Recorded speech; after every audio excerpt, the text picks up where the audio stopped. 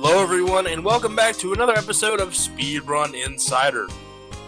My name is CJitsallGewd. Thank you so much for joining me this week. We appreciate all your support. It's been a pretty fun ride. I gotta say, I didn't think we were gonna get to insert episode number here. I kid. I know exactly which episode number we're on, but I'm not gonna say because we all know what it is, right? Alright? Great. Anyway, great guest. Like I promised you last week, we have a great guest for you this week. You know, I had written down a bunch of really, to me, funny, down under Australian, like Paul Hogan, crocodile, like freaking Dundee puns, right? And I thought it was going to be so clever. And then I realized I already had an Australian guest and I already shot that cannon off. So it's just FeaR, ladies and gentlemen. It's just FeaR. FeaR, how are you doing? Oh, I'm doing well. Thanks for having me. Good to be here. Absolutely. Before we jump into anything, I want to peel back the curtain on something that happened that nobody will ever know about except you and me.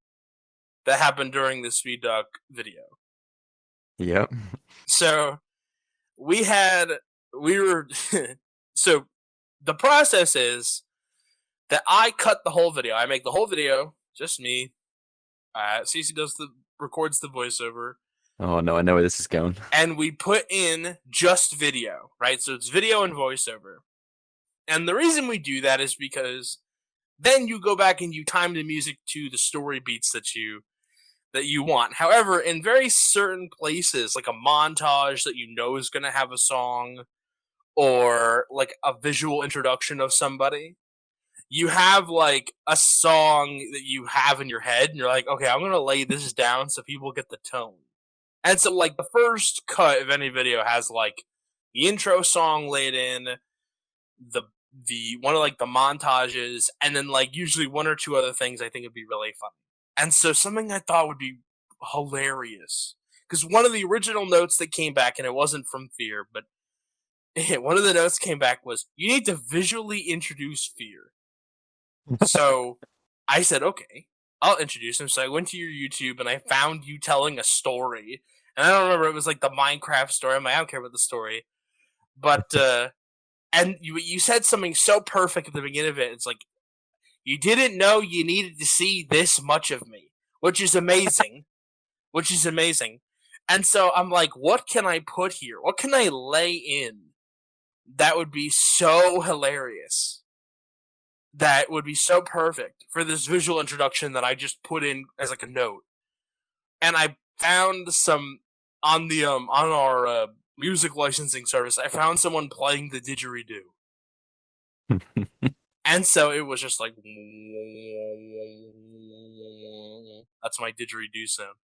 And I thought it was hilarious, and it made it through everybody, every single person. And then we get to you, and you're like, yeah, it's I laughed, but probably not good. Like, you're appropriating some culture there. And I was like, I had never even thought about it. But I mean, it's an interesting thought, because it's like, it's the kind of thing where I think it's the same as like every indigenous culture.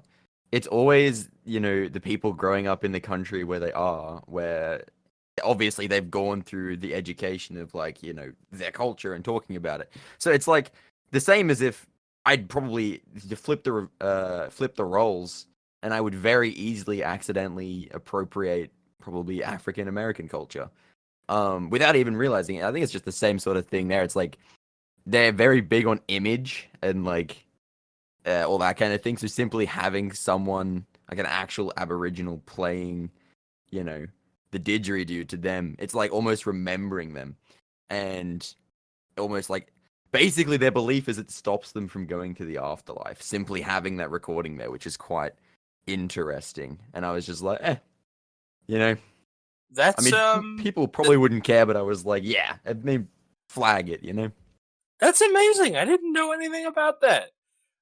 That's listen, we're already learning stuff. I will say, I mean, you're 100% right. If you and we'll compare native to native. Native American culture is something that gets, 100% appropriated. It's almost like somehow we got rid of blackface, but we didn't get rid of Native American face. Like, especially in sports, like the Washington Redskins were a team until recently. The Cleveland Indians. Have you ever seen the mascot for the Cleveland Indians? Oh, I think I've seen it. It's the pretty over the top headpiece, isn't it? It's well, I'll send it to you really quick. I think his name was Wahoo. I think it's been demoted to just hat status, but here, this will be a good indicator of. Yeah. Oh, so, yeah. Okay. That's that's not what I thought. Yeah, exactly. It's like, and this was a thing until like last year. Bro, yeah, you don't even realize it because, like, I guess you don't even think about it most of the time, and then suddenly you realize, hold up, probably shouldn't do that kind of thing. It's wow, yeah, it's crazy. I met an Aboriginal person one time. They came here. They were in the city. They came here. Well, I guess that sentence still stands because I didn't go there. I never been to Australia, so they were in New York City. And I was like, this dude's got some crazy tattoos. So I said, I really like your ink. That didn't go over well. But, you never know how you're going to meet on the subway. Yeah. So, anyways, enough about exposing my lack of knowledge about the didgeridoo. But that was so funny. It got through everybody until we got to you. And it was still funny. Like, everyone was like, leave that in, leave that in. It was funny. I'm not gonna deny it. It was funny, but yeah, I was just like, no, for sure. No, you made the adult decision, and in the room, you made the very important decision that none of us apparently knew enough to make. But I gotta say, there are things like that in every video where you'll never so no one will ever see this one thing, right? Like, there is no cut that exists anymore of the didgeridoo version. It's not like the Snyder cut. That version of the video is just good. Anymore. So it just exists in you and I's memory. Man, I'd forgotten about that story. That's a flashback right there. Yeah, honestly, working on the Ratchet video was rewarding in so many ways. And the first Ratchet video, people came out of the woodwork. We talked to like 13 or 14 people. And, people really, there was a story to tell, and everyone that was involved ever basically came out to tell it. And the second one, people were like, the second game. The second game is kind of like the redheaded stepchild. You really want to do the third one. And I'm like, okay, well, can we do the second one first? And yeah, I guess, yeah. So I'm like, all right, we'll do the second one. So we did the second one, and you guys were all amazing. Torpedo, Manto, Zem, Scotto. You guys were terrific. You guys came out and showed out. Obviously yourself. I'm forgetting somebody in the list. I think we talked to Ricky. The only one we couldn't get, we tried to get IN. But I don't know what he sent me a message back, and he was like, I can talk to you in 4 weeks.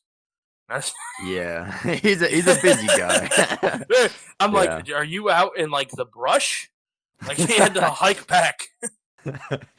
Yeah, no, it's interesting because some people would say, I think the more general viewer would say, hey, do Ouya, because people just pick that because obviously, and this is not a shot at Zem. Zem's just the most popular streamer. It makes sense. People go, oh, do his game kind of thing. But the problem there is that, because Zem is just so good at it, the story is it starts really interesting and then it becomes just literally 6 years of, and then Zem kept having the record. So it's interesting. It runs out of steam quick, right? Because it's because we were looking at it. We did a call with him already. Spoiler, if you are interested in what videos we're doing in the future, that's probably one of them. We did a call with him already, and I was like, so what's the closest anyone ever got? And he's like, someone got within 3 minutes of me once. Yeah. I was like, damn. 3 minutes. I'm gonna build this dude up. Like it's like Michael Jordan and like, oh, 3 minutes? This dude ain't even friggin'. This dude's not even playing Major League. He's not even in the NBA. He's playing the Euro League. It's interesting because actually right now is the closest anyone's ever been. So we might have a breakthrough pretty soon because, I mean, we've got obviously Zem's at 27:59 and then we've got Tana at 28:05. So that's 6 seconds off. And then we've got Wiffle, who's been on 27 pace into Command Center multiple times. So it's like there's genuinely 3 people that could actually hold the record right now, realistically, for the first time in genuinely 6 years, which is ridiculous. I mean, and a lot of that comes down to there is new strats, but it's also just because for the first time in a while, other players have managed to match Zem's level, which is just ridiculous. Like, it really is uncharted territory for most people that know the Ratchet community. Like, it's always just been, oh yeah, Ouya, Zem's game. Whereas right now, that's not so sure. It's really fun to be watching unfold. Crazy. Yeah, and I think that, and this is again not a shot at Zem. We love you. I want you both to know. You both know that we're both big fans, big friends. I think that there exists a thing where, because it's been like quote unquote his game for so long, like the only resources. I mean, I'm not saying that the quality of I'm not calling to the question the quality of the resources that are available for that game. But anything that's decent for the game would have to have been created by him if he was ahead by minutes, right? Yeah, like I mean, he's the guy. It's an interesting thought as well because it's very rare in a community to have the top player actually making guides for the top level stuff. Because so often you have, you know, a variety of players doing entry to mid level stuff. I mean, that's just because most people can, you know, that you can only have one top player, and the chance of them actually making something is low. And for that reason, you just don't get that top level kind of advice. And it's an interesting point you raise because it does make it significantly harder for anyone else to reach that level. Because, I mean, realistically, you have to put in all the same work, possibly more, because you have to look at, you know, the runs and analyze an even more finely tuned thing to try and catch it. Like, I can't even think of an example off the top of my head where, you know, a top level runner has made a guide to help people reach the top level, because it's just, I mean, it's a lot of work and very few people actually use it, so there's not a lot of incentive to do it. Exactly. I think I'm going to give a baseball analogy, which I, hold on for dear life here. We're going to get through this together. But so one of the greatest hitters of all time, and yeah, he's controversial because he took steroids. His name is Barry Bonds. Barry Bonds hit more home runs than anybody else in Major League history. He's the home run world record king. But he took steroids in the back half of his career. But before he took steroids, he was still a Hall of Fame player. And at one point, he was the hitting coach in Florida for I think it was the Florida Marlins or the Tampa Bay Rays or some team like that. And he's like, okay, well, while I'm looking at the pitcher, I'm also looking at the first baseman. And while I'm looking at the first baseman, I'm trying to keep an eye on the first base coach. And I'm trying to keep an eye on the umpire. And I'm also paying attention to what the catcher's doing. And I'm looking at third. And I'm looking back at the pitcher. And they're like, okay, cool. How'd you do all that? He goes, I have no idea. He just did it. He was so good. It was beyond like, he was not a teacher in that way, right? So sometimes, and this is, again, not a shot at Zem, although we are taking a few. Not a shot at Zem, but sometimes the best person to explain your game is not always the person that's the best at the game. I mean, often the best player is just natural at it. I mean, I think that generally is two, I guess you could say, categories of, what's the word? Maybe category dominator. In that there's the person who isn't necessarily naturally as good, but put in all the work and therefore actually understands everything that they're doing methodically. they could sit down and explain it all. I tend to think that's more me. I don't think I'm naturally a great gamer. I've just put in hours and hours, and so I actually am, a little spoiler, but working on a video to do this very thing, to give that advice of all of the little intricate details, because I've put the work in and I've analyzed it and I actually know what I'm doing. It's not like I naturally knew it. It just, it's a lot of work. And then there's the people that just are seemingly naturally amazing at what they do. They don't exactly know what they're doing spot to spot, but they just play, they look, they imitate, they improve until they are the best. And then from there, they're just natural and they just keep improving. But it's like you said, when they ask how you do it, it's like, no idea. And I think that's the two types of, it's the two types of top dogs in anything, but especially in speedrunning, because there's so much, niche little detail in every speed game. It's like talent is just starting at level 10 while everyone around you is at level 1. Yeah, exactly. And just but the problem with that is you then... Oh, go ahead. Sorry, yeah, it's like the problem with that is then if you're starting at level 10, you don't have to learn the basics from level 1 through 9 kind of thing. Exactly. So you skip that, and then when someone asks you how you have such amazing fundamentals, it's like, I don't know, I didn't know I did kind of thing. And I've heard that so many times. Like you hear, I'm not going to give any examples because I feel like it's kind of rude to do so, but someone will ask a top level runner how they're so good at X thing or Y thing, and they're just like, I don't know, I kind of just do it. I've been guilty of it too, someone asks for advice on a trick and I'm like, honestly, it's been so long since I've had to actually think about how I do it, which is a real wake-up call to me, because I'm like, can I actually explain how to do it if I can't do it on command kind of thing? It's really interesting. There's definitely some information that you learn and you store, right? Yeah. And it's subconscious in that way, and it becomes like part of like just how your body moves. It becomes like ingrained. I think I'm really picking up on something here where you're like, you don't think that you are the natural. You don't think you were kind of, you're not the talent guy. You're the blue collar guy who worked your way into shape. You didn't start out at level 10 and you start out at level 1 and worked your way up. Yeah, because one of my people often saw it as a disadvantage that I was young, but I always saw it as, I started speedrunning when I was 14. Obviously, I'm 18 now, and that meant, obviously, even though I was in school, and at the time I thought life was so crazy stressful, looking back on it, all I had to worry about was, a math sheet every week and maybe an English piece of work every now and then, I had years of time, and so I could just come home and I could just invest the time, even though I did, again, until speedrunning, I was never a console player, so I didn't even really know how to use a controller until I started speedrunning Ratchet, I just never really used it.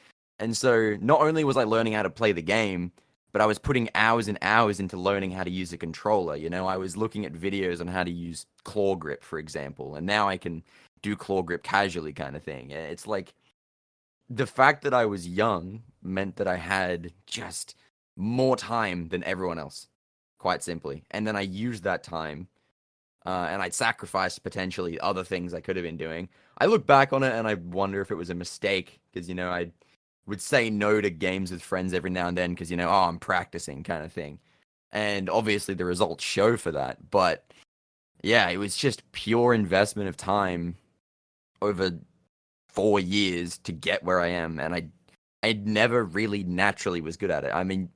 I privated some videos recently on the, early end of my channel of some very old footage of me playing, and you can see it. I had no idea what I was doing with the controller.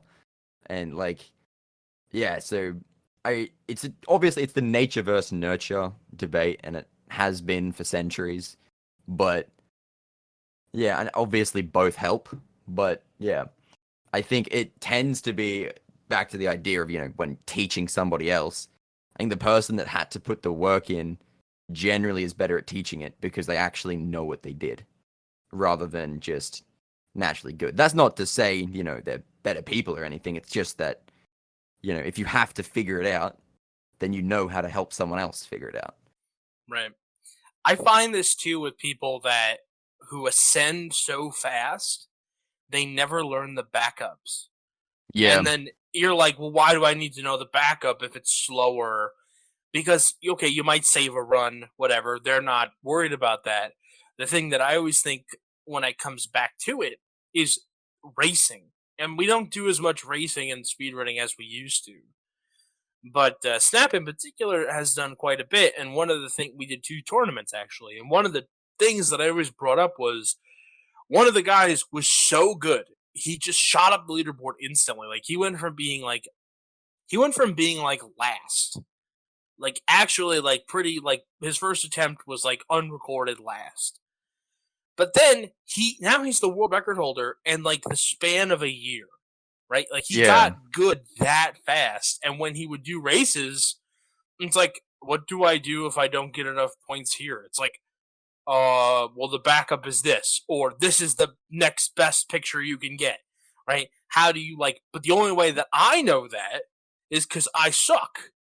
And I I had to do backups if I was going to finish runs. Otherwise, I was never going to finish a run if I never did any backup strats. Yeah. And so he since went and learned what the backups are, but he never needed them. It's a very Yeah. weird situation. Like I would, to like skip the part of like, oh, I'm so good, I never had to learn what to do if I wasn't, you know? Well, yeah, it's interesting because I guess if you're consistent enough, I mean, this is a foreign idea to me. I feel like I always needed the backups. But yeah, I mean, if you're just consistent and you're consistently getting quicker, you're hitting everything first try, you make a mistake, you reset, it doesn't hurt that much. I mean, if you're that, yeah, consistent. Yeah, so it's interesting though, because backups are so frequently important because I feel, and this has been a very recent shift of opinion for me, that backups become the most important when you're at the highest level kind of thing. Because there's this kind of gray area between a run being good and being super optimized, and I feel that's where my main category, no IMG, is about now, or was until I was getting 22, where it was like, I didn't necessarily need a perfect run to get it. I just needed a run which didn't lose surplus time in X number of spots kind of thing. And to do that, what I realized is I needed to practice, but I wasn't practicing the normal routes. I was like, all right, if this mistake happens, how can I fix it kind of thing. And from doing that, just everywhere, I built up just a knowledge of these extra strats. And it wasn't that I didn't need backups, but it was almost like, oh, to that point rather, but they weren't sufficient enough for the high level. So I think that probably varies from game to game and the style of gameplay and whatever, but you don't learn the backups, and that's why I think there's a bit of a limit when you're natural to a point where you need to just put in the work. Kind of what you were getting at, if you don't know the backups, you're not going to be consistent in a race. And once you get to a certain point of runs, when every third planet is inconsistent and can kill your run, you realize that every run is like a race, and you need to know the backups to get past that point. So I think, it's a very interesting point that you raise. I want to touch on something that you had mentioned a few minutes ago. That you were not originally a console player, and this is something that I think not a lot of people appreciate. In that, a lot of people that I interview for the show, whether they're from, especially outside the U.S. and Canada, it usually ends up being they were more either PC gamers or like not gamers at all. Like it came way late for them. So I'm wondering, under what category do you fall in? I've always been a gamer. I just wasn't initially a console gamer. I mean, for the longest time, we had, 2 home computers actually sitting in the room, and from the age of about 4, so very young, I was able to, put in the discs myself for the games I wanted to play. A fun story, I learnt to read, or like my reading level excelled in school because I was having to learn new words and read all the time because I was playing Minecraft with friends. And so, like, I've been gaming for a long time, and it's been actually very, useful to my life. but it was always on PC. Like, we had a PS2 growing up, and then when the PS3 came out, we were super excited. We got the PS3, you know. But it was kind of, I'd play through the games. I was like, oh, that was fun. And then I'd go back to my games on PC. You know, if Minecraft logged hours, I would have had probably, 2,000 very quickly. And I've got heaps of hours in Terraria. Like, those were my games growing up. They weren't really these hugely competitive games. It was, Minecraft, Terraria, this game where you got yogurt out of the ocean. I don't even remember what it's called, but it was awesome. So it's like, yeah, and then I made a pretty definite switch as I got a bit older. Probably as I got into tennis and I started getting good at tennis, and I realized, wow, I'm a competitive person. Like everything, I always feel the need to be good at what I do, even though I realize inherently it has no value. But it's just how I am. And so, kind of in line with me getting into tennis, I got into shooter games such as originally it was Call of Duty, and I got really into that. I was like, wow, I love this notion of just being. It sounds very arrogant, and frankly, all competitive people, I think, have a tint of arrogance because you need to. But it was the feeling of, wow, I love these games where I'm just better than everyone. And then I hated the games where I was worse than everyone, obviously. But yeah, and then so that slowly transitioned into Counter-Strike, which was my next competitive game. And then in Counter-Strike, I found bunny hopping, which is just a fun mode you might know about. And then from there, I found that was my first speedrun I found. It was bee hopping, essentially. All these different fun maps, and I'd complete them as quick as I could, and I rose up the ranks in Oceania for bee hopping, and I was like, this is a lot of fun. And then I saw Quake. I saw I think 2016 Quake GDQ run, and I was like, wow, this is crazy. And I started learning Quake like almost immediately. But it just wasn't my thing. I was like, wow, I know that I want to speedrun, and I could see that straight away, but it wasn't my game, and I couldn't figure out what it was. And for the longest time, I was looking for a PC game because obviously my life, I was a PC gamer, playing all the Call of Duties and Counter-Strike on, PC. I mean, even now, my PC is significantly better than what you would consider my console hardware. I've never owned a PS4, for example. So yeah, but then I saw, I mean, this is everyone's story these days, Zem's Ratchet and Clank 3 run, at GDQ 2016. And I was like, this game is crazy. And I remembered when I was very young, we'd played through the Ratchet games because we had obviously a PS2 and then later a PS3. And I was like, this is a lot of fun. And I saw the tricks. I was like, this is what I'm looking for. I couldn't even tell you how I knew.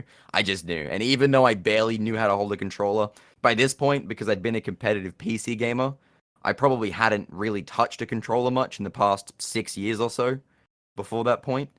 And so I just kind of set up my PS2, and then, funny thing, I mean, you sent me over a list of questions, obviously, and so I could start thinking about them. And one of the things you mentioned is, how did I pick Ratchet 2? And honestly, it was a mistake because I thought it was Ratchet 3. I thought the game that Zem was playing at GDQ was Ratchet 3. And so I stuck it in. I started playing through it casually. I had a great time.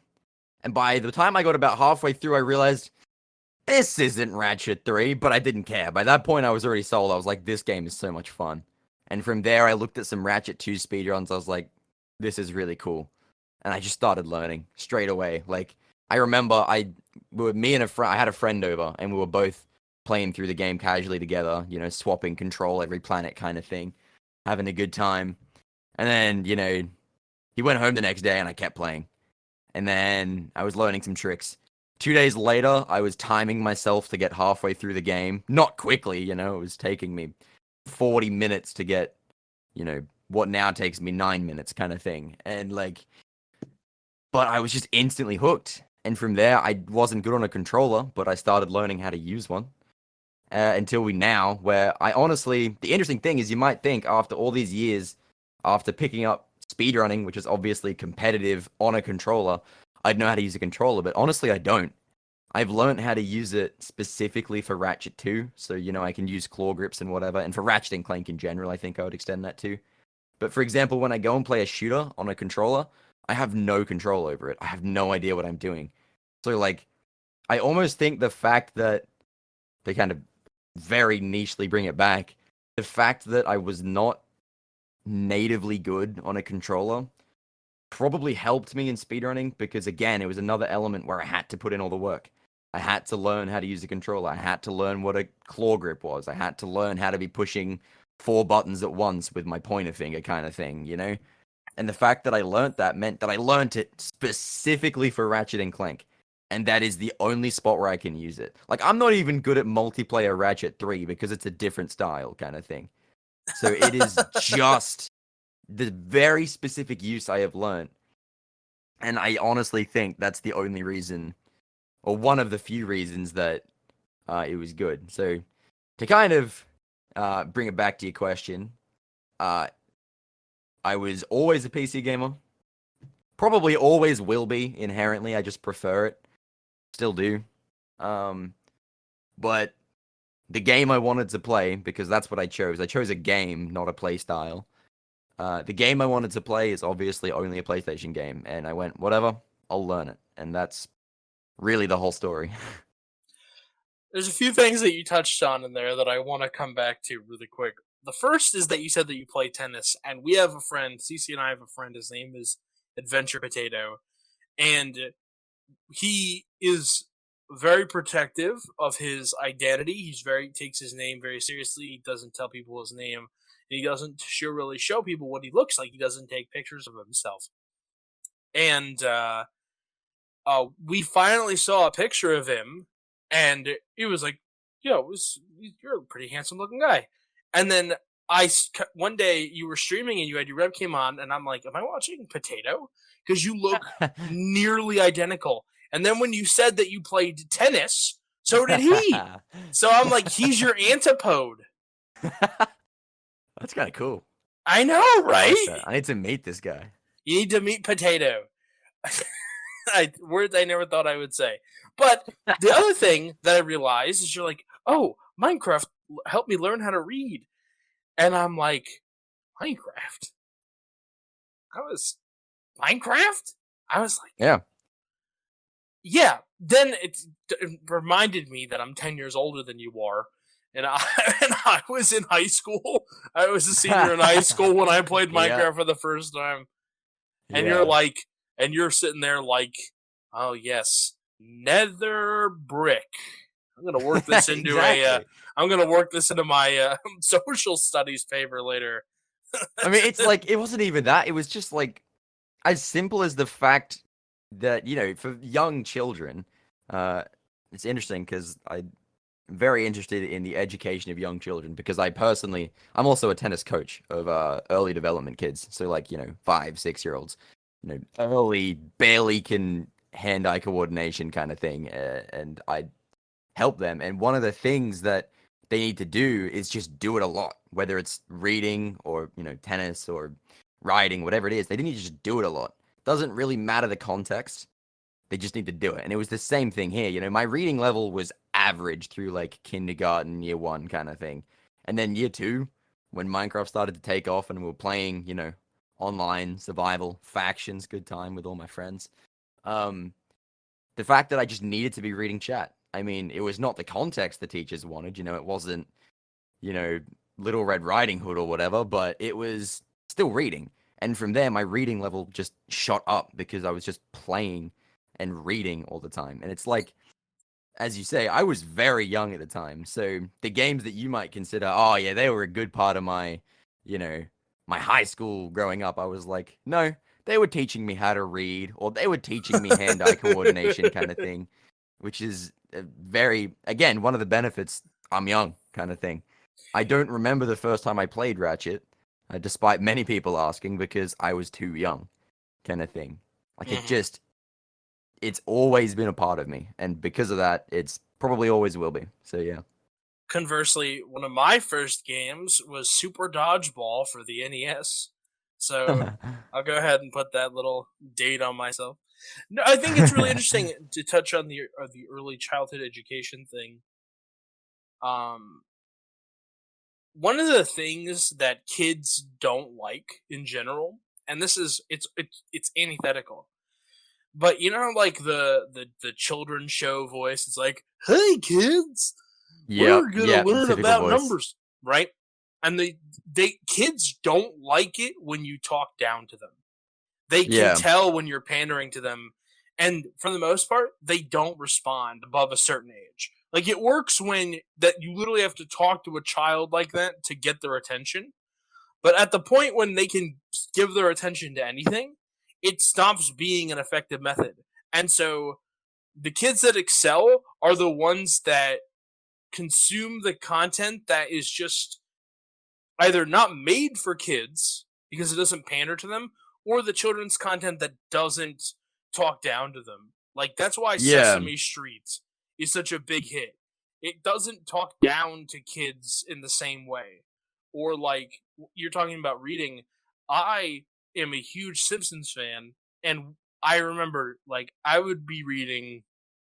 We used to have a rule in my reading group in elementary school. You had to read one book a week. So you had to go to the library and read your book, get a book to read, and then you had to like have a report. And I stopped picking long books because I was reading like the Simpsons comics more than I was reading like whatever the Adventures of Huckleberry Finn. You know, yeah, yeah. as much as that book should not be given to a fifth grader, it was. Or like reading like the Peanuts comic strips and not getting all of them, but getting some of them. And so it's like, yeah, that totally resonates with me. That's like, yeah, you sought something out that you enjoyed, and your understanding and your education and your ability to read or whatever grew with your interest. Exactly. And I think it's such a shame that like more kids aren't raised that way, you know? Like don't force their interests. If they want to learn reading by playing a game, well, how is that a bad thing? You know, they'll be learning hand-eye coordination, they'll be learning reading, they'll be learning to take in information from multiple sources. Like there's so many just fundamental skills that can come with it. And I think the fact that I mean, a little tangent on the education system, but you know, the fact that it's all, oh, go and read a book, you know, go and read this one format, or for maths rather than, that's another thing. I was decent at maths, you know, addition and stuff because, well, I had to add up the stack numbers in my head for Minecraft. Like, you know, like just the You, basic skills. You never know where you're going to encounter them. And it's honestly such a shame that it's like not more like that for more kids. yeah, for all you boys and girls out there that want to know a cool maths trick, um, one of the things that my dad would tell me was, "All right, you're gonna go to the store and you're gonna buy this thing. How much money do you have?" And I'd be like, "I have $20. It costs $20." He goes, "It doesn't cost $20. It costs $20 plus 8% because that's sales tax where I live." So he's like, "How much money do you need?" And I'm not gonna tell you, and I'm not gonna give it to you. I'm like, so it's like, okay, now I can do percentages in my head. He also taught me another trick, and this is the one for everyone listening that wants a cool trick on how to do mental math. If you need a second to get the answer, like I always need like a second. So it's like, all right, so I'm gonna buy something at for $75, and that's 8% tax. No one can do that math in their head, but that's $81, right? Because you just give it like no one can do that math in their head, but this is the answer. So just like giving yourself that little bit of like, oh, it's the fake out. You're telling people that no one can do this math in their head, and then just fixated on that, and then you tell them the answer. Just gives you an extra second to get the problem done. And so I always do Actually, a that. really nice trick. I like that. It pisses people off after they hear it for the millionth time. Let me tell you. I think Cece's gonna kick me off the team if he hears me say it one more time. But it's just like the little things that you do, the little things that you pick up. Because my dad told me that one trick, I can do basically any percent in my head, which is immeasurably valuable when you're talking about like interest rates and finance rates, which come up a lot in my Yeah, line of work. it's an amazing skill to have, actually. It's when we start getting into the little ones that things get really creepy, like money factors on cars. They're 0.0000 percents. So like a Ooh, money stop factor that. on like a new car would be like 0.0000012, and then next month it'll be 0.00013, and it's like I still mess them up on calculators. I'm yeah, doing exactly. like, extension math at school, and I still use a calculator for like 2 + 2. Back in my day, we weren't allowed to have a calculator. Good old days. I remember I did a test. I did a final, and they didn't give us a no. calculator, and I was like, "You suck." When I was so mad. It was my coach at the time, and he was proctoring the test. I said, "You suck." When am I ever gonna need to? When am I gonna be in a situation where I have to determine the area under a parabola, and I won't have a fucking calculator? It's so true. Yeah. I'm glad at least that's I'm gonna be in the brush. I'm gonna be in the middle of the outback. There's gonna be a vine descending from a tree. I'm gonna be like, I need to determine the area under this object. There's gonna be a javelin coming at you, and you're gonna be like, "Quick, give me a second to calculate its velocity without a calculator." Yeah, it's like, wow, there's a javelin coming at my face at 40 miles an hour. How much time do I have to answer this question before it impales me?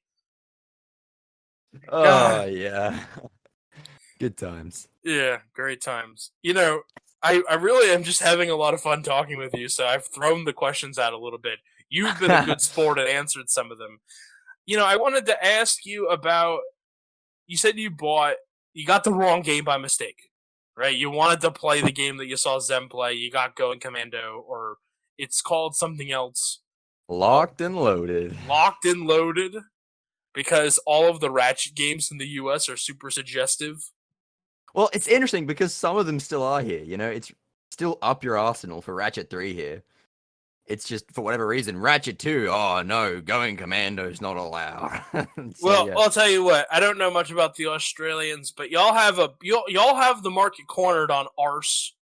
You know? That's in your vocabulary. If someone said arse to me, I'd be like, do you know where you are right now, sir? Have you fallen and you can't get up? Y'all also will let... I tell people in my spiel before the podcast, and I didn't tell it to you because I don't know why. That's funny I didn't say it. I was like, all right, guys, just do me a favor. You can curse, but just don't let a fly. Yeah. Yeah, and that's all you, baby. That's you guys. You got ours, and you got the other one. Hey, lucky I'm not too much of that kind of Aussie. Are you a Simpson fan at all? Simpsons? Oh, look, that was one of the shows as a child I wasn't allowed to watch. I had an interesting upbringing in that. I was not allowed to watch it either. I want to let you know. Yeah, it's just like, it's interesting. I had an interest in drama and theater from a young age because I was watching, you know, Star Wars and Batman and whatever. And like, you know, interesting story. My parents are gonna kill me if they hear that I'm telling this story, but they went, "Oh yeah, Batman, The Dark Knight. It's Batman. How bad can it be?" So at age, I think it was 7 or 8, they took me to The Dark Knight, not realizing it was MA. So that was my first experience there, but I loved it. You know, I was never really affected by, you know, shows and stuff having that kind of. Well, I knew it was not real, essentially. I was like, okay, it's on a screen, obvious, no one's actually dying, and I was able to live with it like that. And so I just loved it, you know? And so I was allowed to watch stuff like that, but when it was... Look, I honestly don't even know why, but things like The Simpsons I wasn't allowed to watch. So it's like, yeah. I don't know, I grew up on other kinds of, I guess you could say... what's the word for it? I guess gory media, but when it became, I guess, more suggestive themes is where it kind of, you know, that's where the line was drawn. So yeah, I definitely find that's the threshold between the U.S. and other places in the world, where like, maybe this is more in line with my experience growing up, where the violence was okay, but the suggestive stuff wasn't. But I've definitely I've talked to a lot of people, and they're like, yeah, no, the violence, like, you know, someone being suspended by their tongue and having their tongue ripped out of their face, yeah, that's not gonna fly. But we'll show boobs on television, and I'm like, interesting. So it's like the opposite there, is it? Yeah, no, it's like, oh my god, are you talking about? It's like suggested, but never shown. Like the biggest scandal that ever happened was that during a Super Bowl halftime show, Janet Jackson had a nip slip on live national television during the halftime show of the Super Bowl, which is the biggest event in the country. Everyone's watching it. And it was so bad. Not only did they impose fines, not only did they punish everybody involved, not only did they pass laws for stricter FCC regulation, they basically ended Janet Jackson's career. Damn. They were like, how dare you accidentally have a wardrobe malfunction? My son saw a nipple, of which he has 2 of his own. It's interesting, like, I don't know if that's just like all of Australia. I mean, that's how I was brought up. I don't know if that's everyone, so I won't go on saying it is. But yeah, I've talked to a lot of people from different places, and that definitely seems to be like a divide. It's a difference, right? Like, oh no, you can blow this guy up. I think it's so funny. I think it's so funny watching Disney movies and knowing that there's a rule that people aren't allowed to die. And then and then watching like Star Wars where the stormtroopers never die. Like they blew up a transport and you can just see all the stormtroopers like just jumping off the sides. Like like if you freeze frame, I'll get that word out right. If you freeze frame, you can see like the guy got out safely with a parachute or something. Like, okay. I mean, it's funny because everyone complains about the 3 new Star Wars films. You know, the ones that were made under Disney, and they always go, the stereotypical line is, "Yes, the lightsabers that are made of paper now," because they still follow that rule somehow. They're like, "Yeah, but we can't show too bad stuff," and so obviously the lightsabers, you know, they're not doing what they do in Star Wars 1, you know, you're not cutting anyone in half, you know, you're slicing up their spine and they get, some light simmers kind of thing. It's like, it's an interesting point you bring up, yeah. There's the thing, like, they cut off Anakin's arms and his legs. Exactly. And then they set him on fire in lava. Yep. And then people, while alive. I don't see anybody being like, yes, they finally fucking used him. I never see people be like, yes, they maimed him. That's what I wanted. Like, no one was like that. It was like, oh God, this is too much. It's like this is horrible. You want to see people have their arms cut off with these light swords? Isn't the whole premise of their religion, like, you know, balance and all this, like balance to the force and all that? And like, why do they want to like brutally injure people? Like, like, I mean, I guess in defense of Obi-Wan, he had just slaughtered, you know, the entire Jedi Temple. You know, there's some leeway there. There's some gray area. Yeah, well, you know, even the younglings. Exactly. I hate sand. It gets everywhere.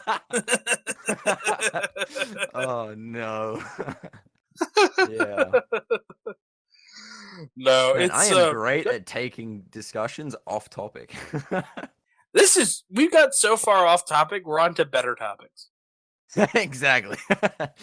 Honestly, like, I'm interested in... We'll talk about speedrunning, I guess. So sad. To all the viewers who were disappointed that wanted to hear more about the Star Wars, you'll just have to wait until the next time the FeaR comes on. So, you have 2 speedruns that you run, and I'm gonna really... It's interesting, you mainly stick in your lane, right? And the times that I've watched you stream, that's where you are. You're playing Going Commando, you're playing Locked and Loaded. And you really are playing 2 categories, but one is just half of the other one, right? Like, New Game Plus is just the last 8 minutes of no IMG. And I think it's really interesting, and it's cool that you guys have the Insomniac Museum glitch. I think that's awesome. But what I wonder is, how is your approach different from when you're doing the 2? Because I've watched you stream both. I do like to watch your stream because I like watching Going Commando speedruns. It's a sick speedrun. I mean, everyone loves it, right? It's really, I mean, it's all killer. I mean, honestly, every level has some cool trick. The only level that sucks is the Clank levels, but those Oh, suck don't even get me casually too. started. Yeah. So how does your approach different between doing the 8-minute speedrun and like the 23-minute speedrun? Also, It's I interesting. overestimated, but yeah. It's like, obviously it has to change in some ways, but largely I think, at least from the perspective of practice, I mean, execution is a whole another thing I'll touch on in a sec, but from the perspective of practice and mindset, it's pretty similar because I guess when it comes down to it, speedrunning is speedrunning, you know? And from that perspective, I used to differentiate it in my head. So, for example, for the now 7-minute category, so straight NG plus, I would. I mean, it's 7 minutes. You can practice every planet every day extensively, kind of thing. You know, you can warm up every planet before you start runs. Whereas no IMG, I always had this stigma for the longest time. I was like, 23 minutes or it's 24 minutes, whatever it is at the time. I'm like, I can't practice all of them extensively and properly. You know, I have to just accept that some of them will suck, which I think is the attitude a lot of people take to longer categories. Like they just dismiss planets. But I think what I realized in this most recent grind, which actually finally allowed me to get the 22, what like the main difference I took into it is a change to that attitude, where I realized, okay, I had a lot of success in NG Plus by just making sure I practice every single split every single day. And if I made mistakes on stream, even if I was tired, I'd go practice the things I was making huge errors on before sleep, kind of thing. Because there's the whole theory of practice before sleep, practice when wake up. And I realized I just need to do that in no IMG. And so I did. Obviously, it's 3 times longer. So it takes 3 times as much time. And again, sadly, there is no substitute for just time investment. So, yeah, it's just practice every planet, find the backups, practice the backups, all that kind of stuff, you know? Practice, practice, practice. Nothing new that I'm saying here. But when it comes to the execution, that's the interesting bit because, as you touched on, it is 1/3 of the length of no IMG. And so, if you fail, right? It's not going to take you longer than a max of, say, 7 minutes to get to where you were. You know, so, and if you think about it from the perspective of the trick, so no IMG, it has nuke storage 10 minutes into the run, or 9.5 minutes in. It's a frame perfect strat, obviously. Every time you fail it, you lose 3 seconds. You need to do decently well. You can understand why that's a wall, right? And that's the early game wall for, like, every no IMG player. But it's interesting because when you think about NG Plus in the terms of where it fits into time-wise in no IMG, you've completed a run, and in no IMG, you wouldn't have even reached the wall yet, you know? You haven't even Yeah. reached the big reset point. And that's not even counting for the first 3 splits in no IMG. So you've got the insta-clip on Aranos 1, which, you know, say goodbye to half your runs. Then you've got Oozla double charge. Now, in recent times, I'm better at it, but I still lose probably a quarter of my runs there. So I've already lost a lot of runs to even make it to the 3rd split, which is Whoopash, where you then have to hit 2 precise 0 drops in a row, essentially. And that's the first 2 minutes. The first 2 minutes of NG Plus is, you know, you've got 40 seconds of loads, and then you've got Bolden, which sure, it's hard, and you can mess it up. But generally, if you get through it, you're all right. Then you have the Clank section, which isn't fun, but, I mean, you're not going to really lose the run there. So in the same amount of time, in no IMG, you've gone through 3 major reset points and, you know, gotten up to the now still difficult part, but not quite as reset heavy. Whereas in NG Plus, you've done a bit of movement and a Clank section, which is not easy, don't get me wrong, but comparatively, it's a walk in the park. So you get 2 minutes in and you realize, oh, I've already played more in this one attempt than I would have in no IMG. And that alone makes the approach so different. So, you know, you can then, from the mental perspective, it's just simply so much easier to cope with. I mean, whether you have a good mentality or not, playing a perfect early game to lose it to Feltzen frame perfect is not fun. No one likes it. Whereas in NG Plus, the first, I guess, major reset point is the double charge in Aranos 2. Which it brings me to my next point, which I'll touch on in a second. So, your first major reset point in NG Plus is after, in terms of length of time, you've already had 3 and no IMG. And then, after that, it's a pretty straightforward wall climb.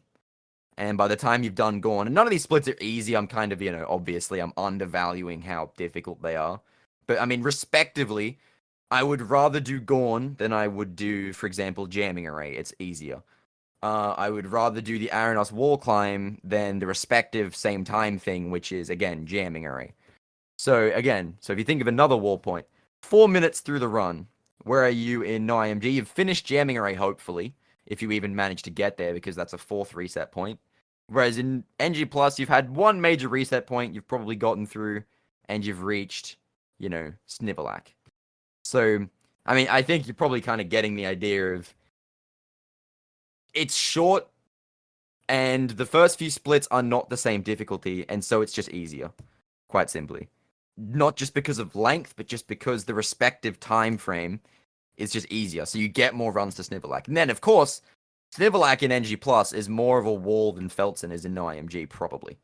That might be a bit of a far stretch, but, you have to hit 2 insta-clips, do some really difficult proxies, and then do a really quick boss fight. Which is not easy to do quickly. But the point is, the first major reset point like that, you're already 5 minutes into the run, You're already over half done. Whereas no IMG, the same amount of time, you're not even a quarter of the way done with the run, and you've already gone through 5 reset points kind of thing. So, I mean, that obviously changes how you can do it. So in NG Plus, you can do excessive amounts of ridiculously hard strats. So, the next time I go back to straight NG Plus, I will be doing 3 double charges and 3 insta-clips in 7 minutes kind of thing. It's it's just That's a whole new ridiculous. level of... Yeah, it's like a whole new level of raw difficulty, and yet it doesn't feel even half as bad because it just doesn't equate to losing runs to Feltzen kind of thing. Yeah. That was a very ranty way to say it, but yeah. No, it's a great way of saying it. I think one of the things that you touched on a little bit earlier, I like to bring it back. You're explaining to the tennis kids, the little kids, 5, 6, how do you get better at tennis? Hit the ball. Oh, it went into the net. Hit it again. Again. Yeah. And it's sort of like that 10,000 hours of practice kind of mantra. Yeah. But definitely helps when, what you're doing is not as, punishing. I stopped speedrunning for a little while because the games that I would speedrun, it crushed my desire to speedrun to reset on the first split over and over, or the second or third split over and over and over again. Because I'm I just don't have time later, right? It's just so punishing and so demoralizing. It does take a special breed of cat to kind of continue that, Yeah. to have those resets on no IMG and be like, all right, here we go, starting it up again. It's a different breed of person, speedrunner notwithstanding, just people all together, like Zem, to play one game for 6 years. Oh yeah. I mean, yeah, I've been pretty open about the fact. I mean, I'm taking a break from Ratchet 2 right now. I kind of achieved all the goals I wanted to, and I'm like, okay, it's been 4 years. I'm stepping away for a while, and it's I was pretty open in the past, 6 months of playing it. I was like, don't get me wrong, I love this game. I always will, but I've been doing it for 4 years. The same things get old, kind of thing. And despite how much fun I might have when a run gets going, I would just be frustrated all the time at the start. And it was genuinely negatively affecting me, in other areas of life. I would end stream and I'd be angry because, I made some dumb mistake to throw away what could have been the run of my life kind of thing. And it's it's an interesting... I've had this discussion with Ricky a few times, the Rixer, for anyone who doesn't know him, insane speedrunner. Shout out to Ricky.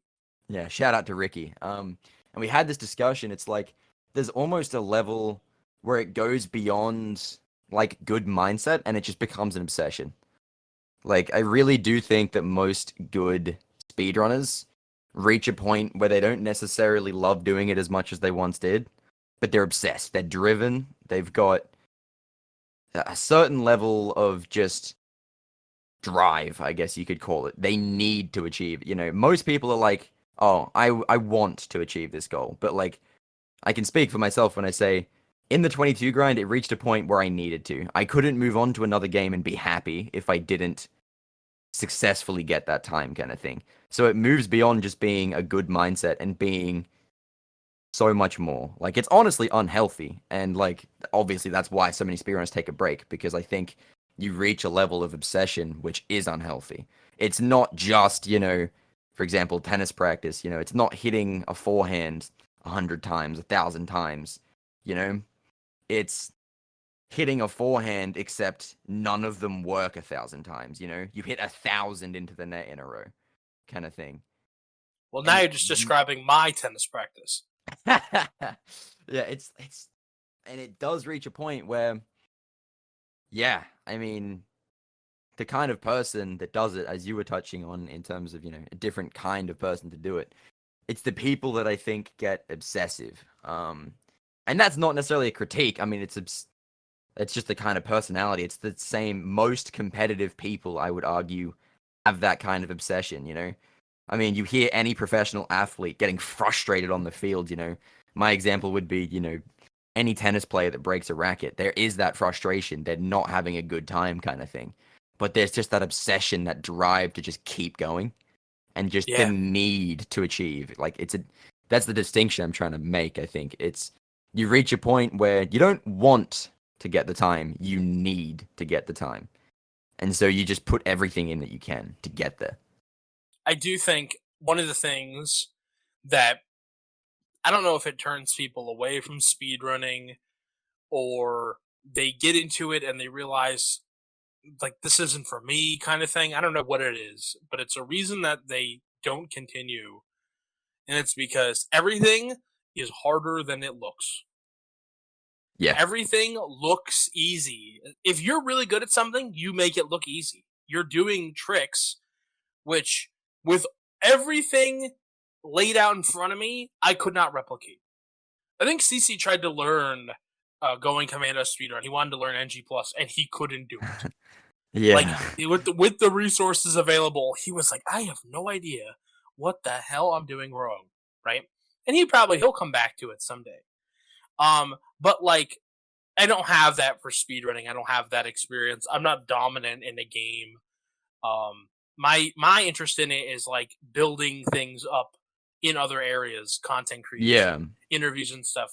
But for video editing, for example, I edit really fast. Like I can do a whole hour and a half long documentary, and I can do that in a weekend with the interviews and everything all done ahead of time. And people are like, well, how do you do that? It's like Barry Bonds being the hitting coach. And I really can't explain it. It's like, well, it took me, man, the best I can do, someone said on the last video, and they are a professional video editor, I'm lucky if I can get 5 minutes done a day. And I was like, I did 60 today. Right? Yeah. Just like, I can't, it's just practice. It's repetition.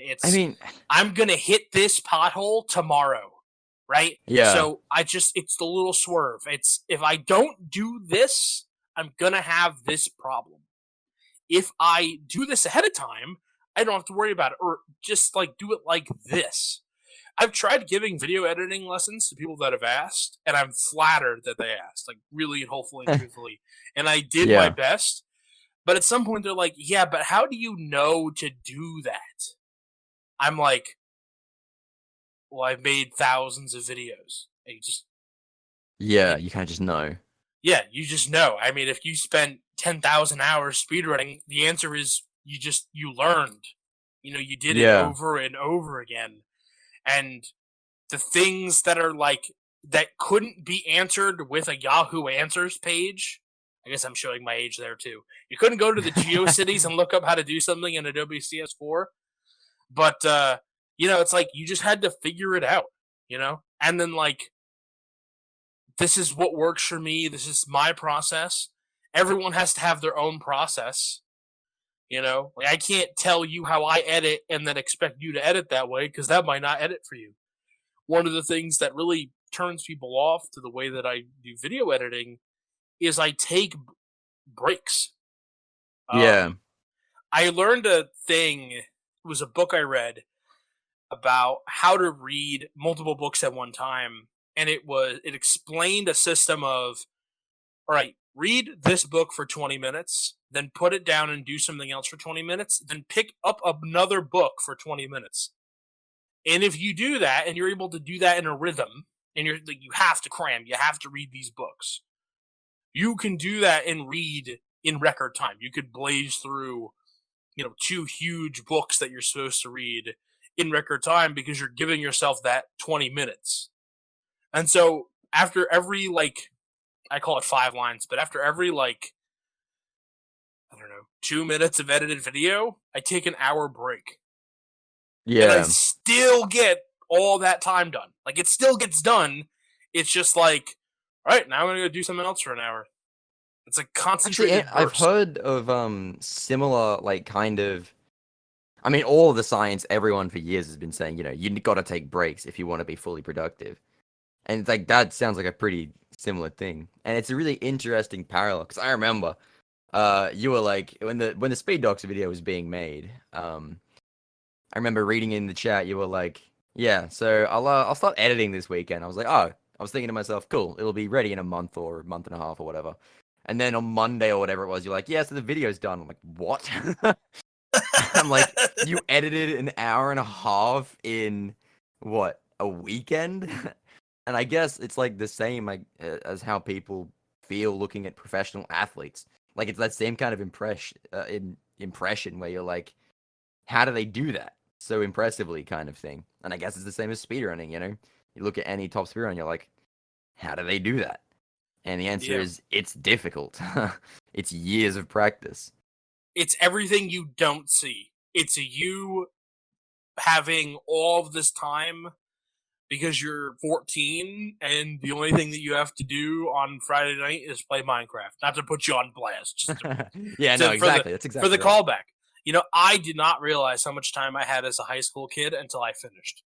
Exactly. I had no idea. And then I got to college and I'm like, oh, I'm so busy. I got to college and I'm like, I'm so busy. Meanwhile, I had 18 hours worth of classes in one semester. Everything else was 12. So I'm like, I go to class 12 hours a week. And I don't work. So I'm like just chilling. And I'm like, I'm so busy. Oh my God. Yeah. That's so crazy. It's so crazy. But it's so much. Everything comes down to, this is actually a question someone asked me the other day. And I'll ask you this question because I think it's interesting and I think it ties into what we've been talking about. It was a question on a job somebody was hiring for an executive position at this company. And the question was, what's the most important of the 4? Creativity, vision, execution, or strategy? And every single time that I want to hear your answer, and then I'll tell you mine. Which of the 4 is the most important? Vision, creativity, strategy, or execution? I think for me, it's definitely strategy. I mean, it's not that the others aren't important, but you've got to have a good strategy to whatever you're doing, It's the work smarter, not harder kind of thing, where you have to think about what you're doing, how you're going to do it, rather than just creatively, I guess. I mean, I think creativity and strategic planning kind of comes one in the same, because you need creativity to make the most efficient strategies. But obviously, creativity without strategies is useless. So yeah, I would say strategy there. The beauty of this question is that there isn't a wrong answer, because that's how these corporations work. Mine's execution. You can have the best plan in the world. You can be the greatest, most brilliant plan. It can be Fermat's last theorem in one elegant, 16th century equation that's just beautiful and it's lovely to look at. It can be the best thought out plan that beats the competition by a year. But if you can't go out and do it, if you can't go out there and get it done, it doesn't matter how good the plan was. That's me. So everything that I do is to make sure that I can get as close to my lovely, beautiful ideas and everyone's plans as possible. So making sure that whatever ends up in the video is as close to what we thought it would be as possible. So I think for me that the answer is execution. Yeah, so for you it's the ability to actually execute on what I guess like you've done the other bits, the same kind of thing, but the most important bit is actually being able to execute upon all those other things. Yeah, like I remember when I was in high school, my mom said, "You know, it'd be a great app." It was like apps were still new. I was like, "What?" She's like, "A great app would be a service that delivers food to you from places that don't deliver food." Yeah. Yeah, and I was like, "That's great," except they don't know how to build a fucking app. Yeah, it's a great idea. Wonderful. I have no money and I have no app. So all I have is a good idea. I have no way to execute on this plan. I have no way to. Of course, we got Uber Eats. Hell yeah. Yeah, I know, right? And then somewhere, fucking some guy is rubbing his hands together, like, So no, but all four are important. No one gives a shit if your plan is the same as everyone else's plan, and nobody cares. If you're just doing what everyone else is doing, then people just tune out and get bored of it. That's what I think is so crazy about speedrunning, is that, and this includes you're able to capture a segment of human attention by not playing the game well. Right? Not saying that they're waiting for the anticipation of you getting the run. They're watching you mess up. Okay, I get what you mean now, yeah. They're watching you mess up the Aranos double charge. Yeah. For hours. Or they're watching you reset on Uzla. Right? They're watching you on it's the threat of the PB. Yeah. Yeah.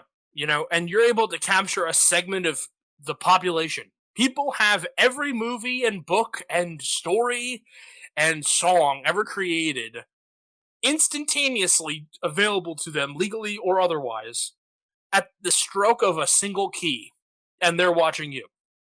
Yeah. I mean, it's a really crazy thought to me. I mean, I always say, like, I try to be open with my audience and be like, thank you, because I mean, you put it like that, it's like so heartwarming that anyone actually cares, right? I think you discussed this pretty similarly with Deo, and Mr. Deo Man. Shoutouts to Deo Man. Shoutouts to Deo Man. Yeah, and off memory of what he said, I think I'm pretty similar in that it's just kind of crazy. It's the same as watching sport live. It's sure you can watch it after the fact, but in a way, it's like you almost know how it's going to turn out. Even if the score hasn't been spoiled or whatever, it's like, even as simple as, the video length. So, they can't be overtime or whatever, And it's the same kind of thing with speedruns. If it's going to happen or not is spoiled, You can only view a movie for the first time once with no prior knowledge. And I think seeing it live is the same sort of thing, If you've seen it on YouTube, you know exactly how it's going to end. It's like having the ending spoiled to you, right? And you can fast forward, it ruins it. It's like when you're talking about recording the sport. It's like, man, this game's 3 hours and I can fast forward to the interesting parts. It's like, I don't want that. I want every play to be a score. I want every single time to be some razzle dazzle. I want everything to be a 3-pointer. But you know that it isn't going to. It's like the anticipation of that fact. Yeah. It's a difference between watching a sports match back and going, I hope this is worth my time, but knowing you can click off if it's not. And hoping, and then versus watching live and going, wow, I hope my team plays well kind of thing. Hope it succeeds. And it's a threat. Obviously so enticing. Yeah. Yeah. It's a constant thing. And I always say that Americans they want scoring, they don't want the threat of scoring. Like, that's why Americans hate soccer, football for everyone else. They hate it. They can't stand it because it's a game that could end 1-0. It's also why a lot of people don't love baseball anymore. For me, a really great baseball game is a 3-2 game, or the most exciting game that can happen is like a 1-0 game. But that'll put most people to sleep. That's why football is exciting. Football is like 7 points every time. And they're jumping and they're hitting each other and people's helmets are, and they're fighting and they're angry. Basketball, either on every single play in football, somebody gets the shit beat out of them, or there's a score on every play. Yeah. Right? Basketball, somebody's going to get fouled, or someone's going to score. Right? And the longest stretch of not scoring is like a minute of real time. Soccer, it's like, all right, we're going to allow for a few extra minutes here. This is the overtime, and then we'll get to the free kicking. It's like, God. No. But to tie it back, and I think I did say this in the Dale podcast, but speedrunning is the same thing as a 1-0 soccer match, right? Yeah. And it still captivates a huge segment of human attention. I mean, it does. It's insane. It's really crazy. Yeah, I mean, like, it's a perfect analogy, actually, because, you know, the threat of scoring type of games, you know, for example, soccer, you're right. I mean, the closest games are the ones where both teams are stopping the other from scoring. I mean, it's basic logic, right? A 1-0 game is a closer game than a 9-1 game kind of thing. You know, it doesn't take a genius to know that. And it's the same kind of thing in speedrunning, where it's essentially, as you said, a 1-0 game, except usually the game wins kind of thing. It's almost like watching a bunch of 1-0 games in a row and then hoping for your team to be the 1-0 instead. Which is it's like when they let the kid that's like has like terminal cancer take the half court shot, or like do like the place kick, right? And it's like, oh, well, the half court shot is, you know, fucking far away. I don't know if they do that for soccer. They let the kid is like make a wish. It's like, all right, I want to have the professional goalie, and I want to do a place kick, right? Yeah. I'm saying, I know that I'm getting it wrong. I hate soccer, but anyway, and it's like, oh, great, you're the little kid, right? Who's got 6 months to live. That's you. The game is the best goalie on the planet. Yeah. And so even though you're like, please, I'm weak and feeble, the guy's like, man, I'm not going to look like a goof on national television. Yeah, that's exactly what he's right. Like. It's literally, you're at a brick wall and trying to punch through it and failing a lot. But yeah. You know that Japanese game show? We'll pick on someone else's culture now. You know the Japanese game show where there's the holes in the wall and the people have to like position themselves to get through the wall as the wall. Oh, yeah, and have to not get hit. Yep. Yeah. Yep. I'm like, that's what speedrunning is like. Yeah.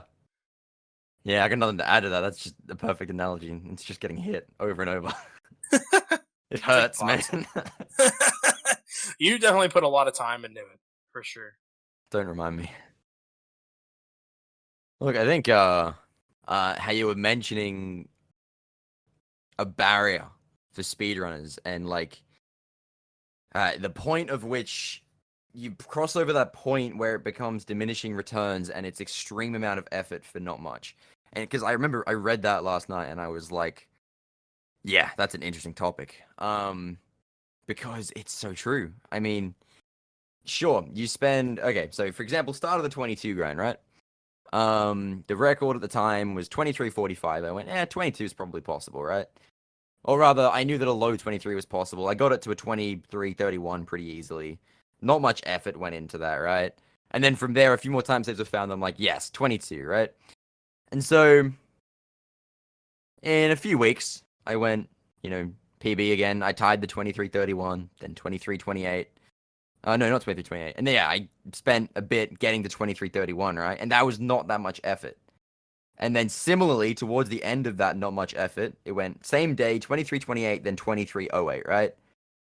And then nothing for 7 months.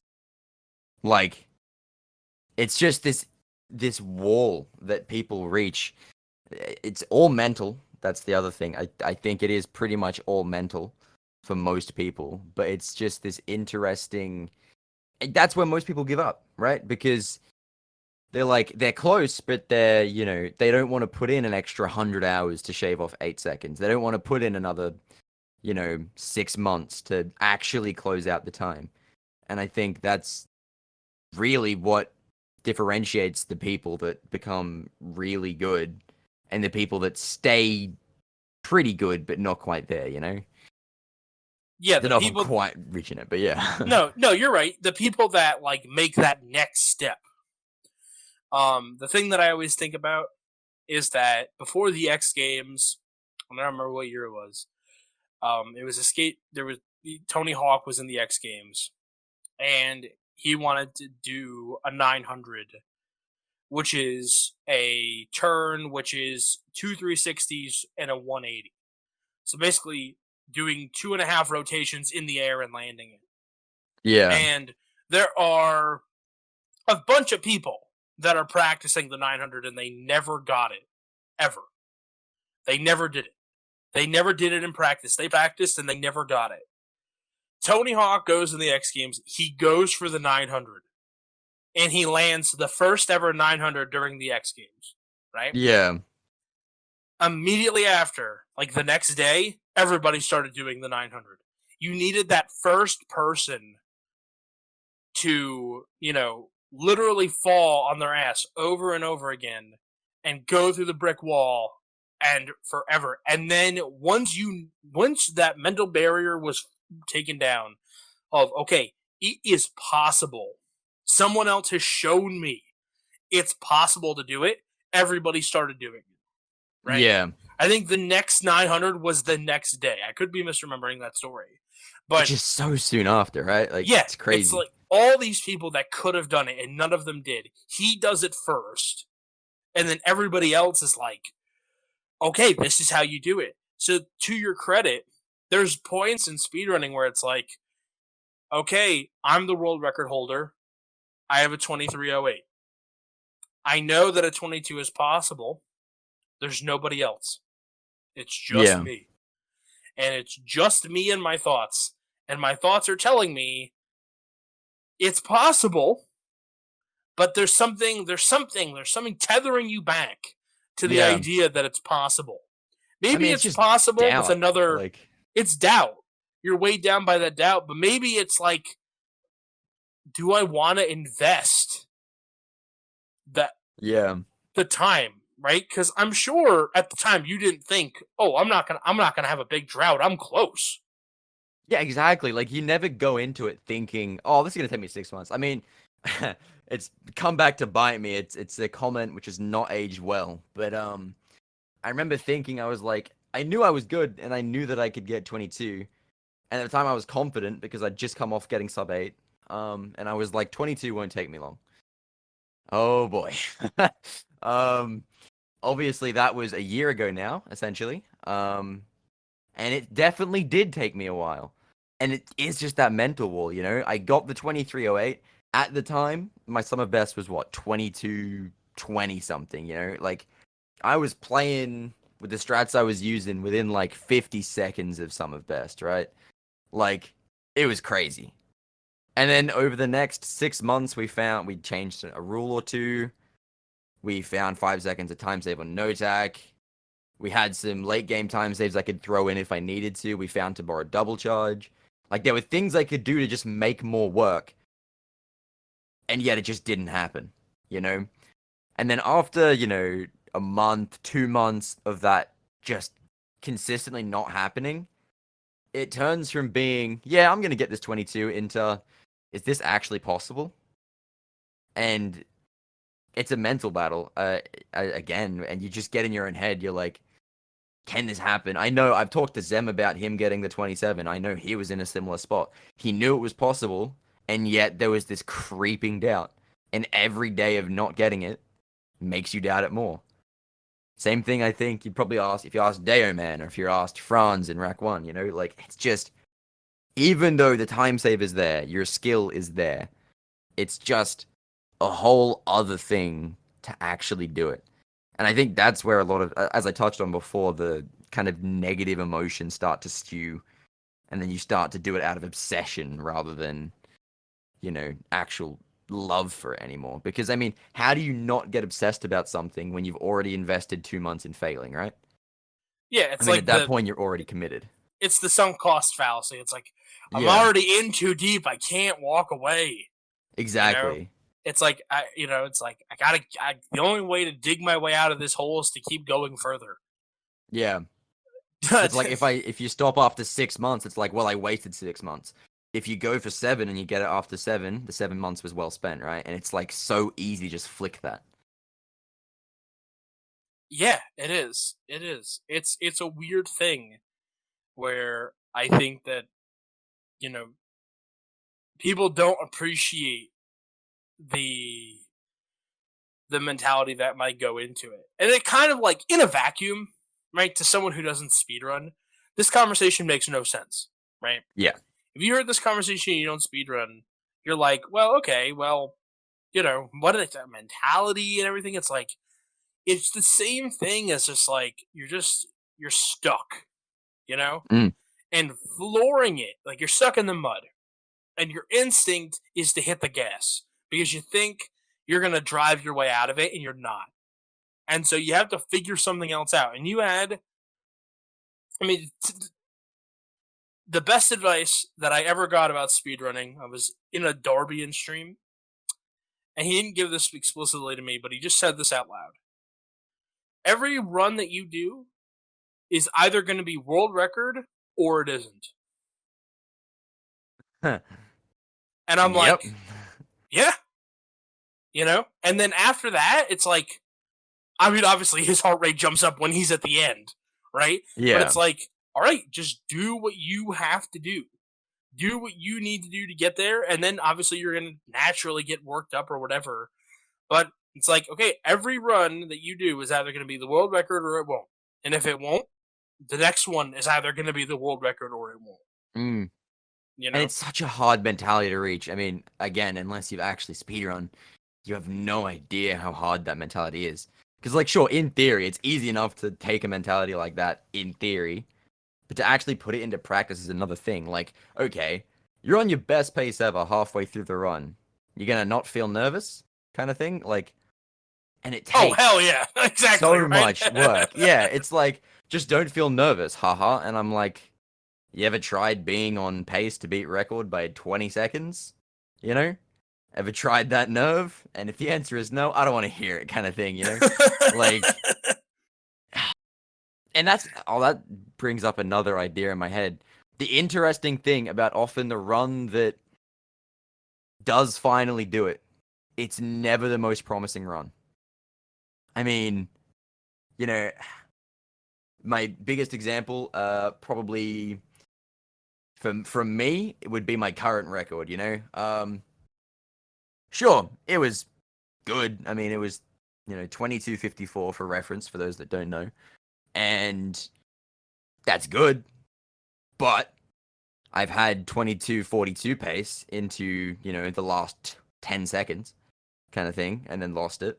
I've had 3x pace into the last 4 minutes kind of thing. Like, it was not the best run I've ever done until the last split, and that's what matters.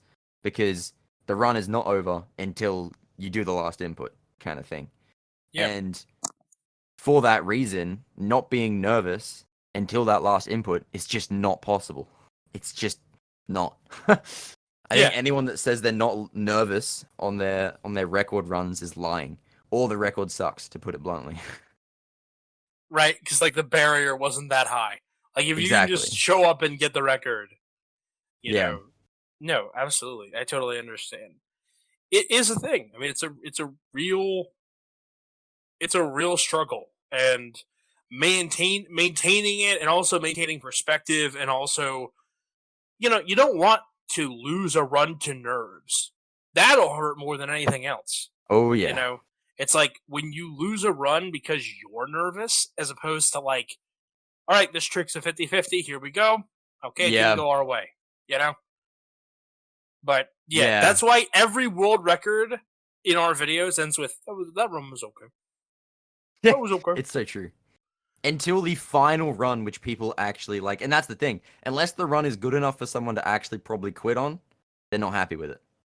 And even if they do quit on it, they're probably still not happy with it. I mean, I've quit Rack 2, not forever, obviously, I'll go back to it, but just for a while. And don't get me wrong, I am mighty happy with the run. But, it could be better. Like, I don't think most speedrunners are ever truly happy. I mean, the prime example is Super Mario, the original Super Mario Bros. People thought it was done at 456, and now we're at 454, kind of thing.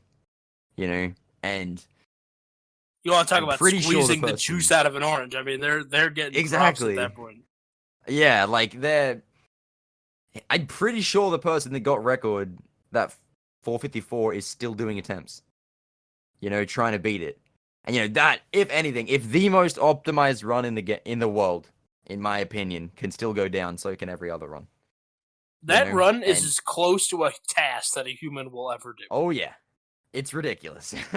Like, I can't even imagine that. Even though it's only 5 minutes, the nerves. Like 3 minutes in, I don't even want to feel that. I've felt some crazy nerves in my time, but that must be a new level. Like, I have so much respect for those runners. It's crazy. Yeah, absolutely. All right, well, thank you so much, dude, for doing this. I really appreciate it. This was awesome. You are welcome back at any time. Anytime you want to do a podcast. Glad that we finally got to do it. We were gonna do this in January. Spoiler. But your mic broke. Yeah, that was an unfun experience.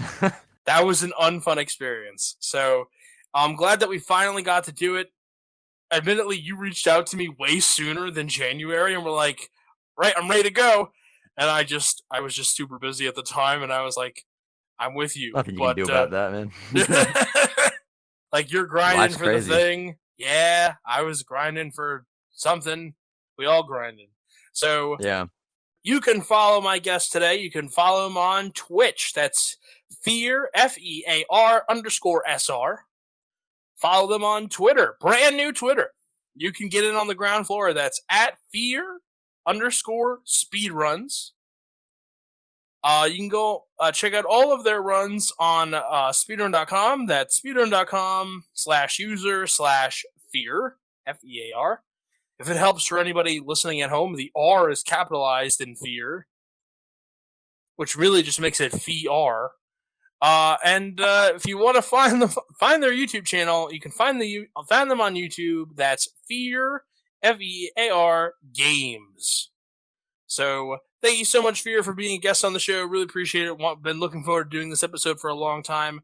Thank you to everybody at home who's been listening and commenting and subscribing and sharing and doing all the things that you do. Keep doing those things so that we can keep getting the people on the podcast that we want to talk to and listen to. And we don't have to be slaves to the algorithm. And we will be back next week with another exciting guest. So stay tuned. Thank you for listening. And I hope you all have a great rest of your day.